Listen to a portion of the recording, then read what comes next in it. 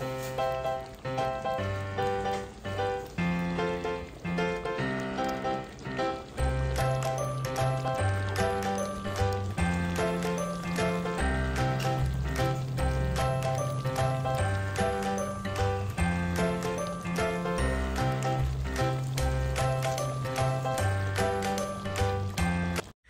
guys! For today's video, magluluto tayo ng beef caldereta. Magpapainit mo tayo ng mantika sa ating malaking kawali. Kapag mainit na yung mantika, lagyan na natin itong 2 ulo ng bawang. Tutustahin lang natin ng konti yan.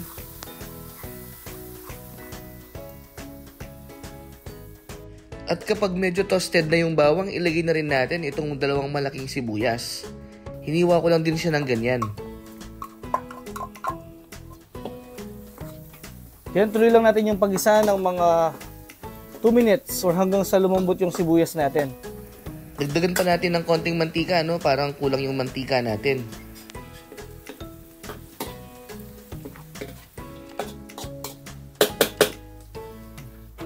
Kapag okay na rin yung sibuyas, ilagay na natin itong 3.5 kg na beef. Beef laman to guys, no? Na may konting litid. Yan, haluin lang natin yan. At igisa natin ng mga 10 minutes.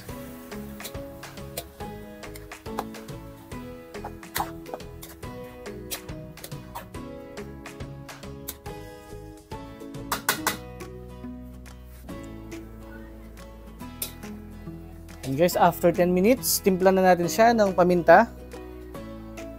Tansyahan lang, no? Siguro mga 2 tablespoon. 1 cup na soy sauce. Tsaka konting kalamansi. Yan, haluin lang natin.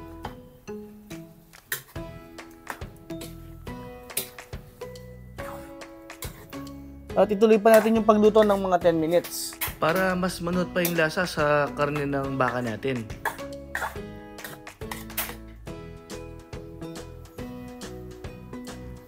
After 10 minutes, ayan, medyo natuyo na yung toyo o yung sabaw. Ang bango na ng amoy, guys. Ngayon naman, maglalagay tayo ng isang boteng Sprite.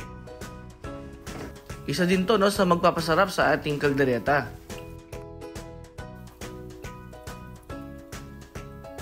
Hahaluin lang natin saglit yan at saka natin takpan ulit. At ituloy lang natin yung pagluto ng mga 30 to 40 minutes. After 30 minutes, ayan, halos wala na yung Sprite na nilagay natin, no? Medyo natuyo na siya. Siguradong nanuot na yung lasa niyan. Pero hindi pa tapos, no? Maglalagay pa tayo ng pampalasa.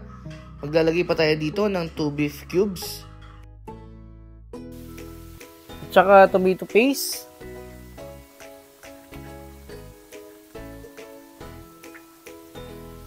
And then, halu-haluin lang natin yan ng mga 5 minutes.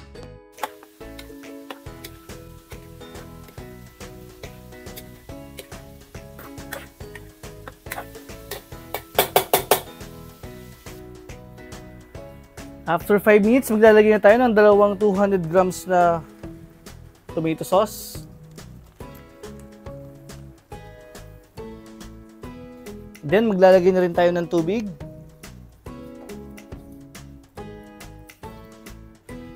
Tsaka natin haluin.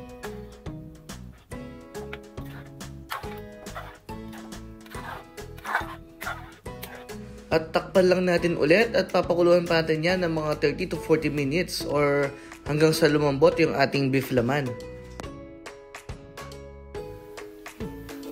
After 40 minutes, check natin kung malambot na yung beef laman natin.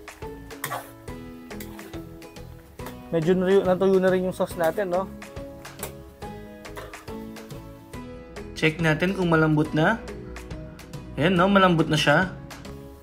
Maglalagay naman tayo ngayon ng 1 big can na Reno.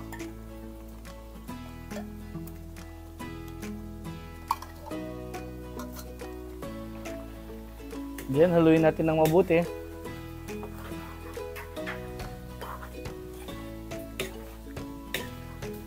Pag medyo natutuyuan, pwedeng mag-add ng tubig. Yan, naluin natin ulit. At ituloy pa natin yung pagluto ng mga 5 minutes. Kailangan halu-haluin lang natin yan para hindi tayo matuyuan or masunugan sa pinakababa ng niluluto natin. At ayan na nga, bumuhos na yung malakas na ulan. After 5 minutes, titikman na natin siya para ma-adjust natin yung lasa.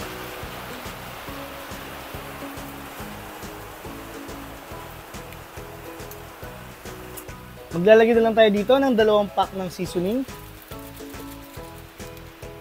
Tsaka yung siling labuyo natin. Siyempre, depende na sa inyo, kung gusto nyo mas manghang, dagdagan nyo na lang.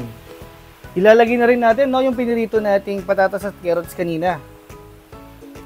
Depende na sa inyo guys kung gaano kadaming ilalagay nyo. Halu-haluin lang ulit natin.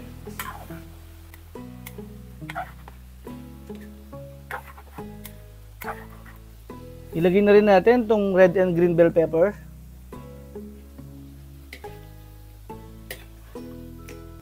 And then, mag-add lang tayo ng tubig kung kinakailangan.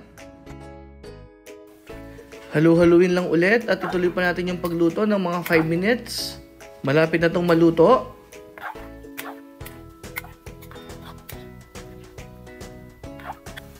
After 5 minutes, tikman ulit natin. Para mas may tama pa natin yung lasa. Kasi nag-add tayo ng tubig kanina. Maglalagay na lang tayo dito ng isang buong bar ng cheese para sakto na yung lasa. Ito na yung last ingredients na ilalagay natin,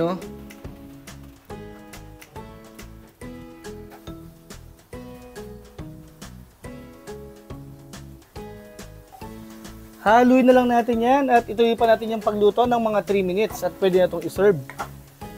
Kung umabot ka sa part ng video na to, maraming salamat sa iyong panonood. At kung hindi ka pa nakasubscribe, mag-subscribe ka na rin. Pakiclick mo na rin yung notification bell para ma-update ka sa mga susunod pa natin videos. Okay guys, hanggang sa muli. Bye!